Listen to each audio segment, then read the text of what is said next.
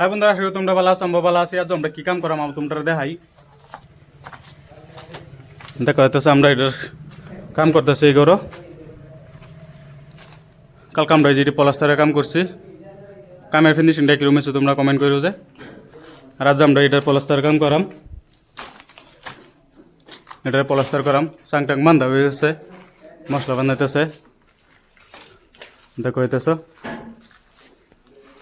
আমরা প্লাস্টার কাম মেলা বাহি আছে, আগলে দুইটা রুম আছে, যেটিরও প্লাস্টার বাহি আছে এটিরও প্লাস্টার করতে লাগবো।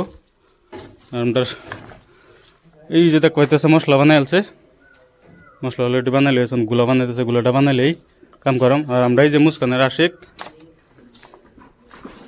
বাস লয়ে যাইতেছে।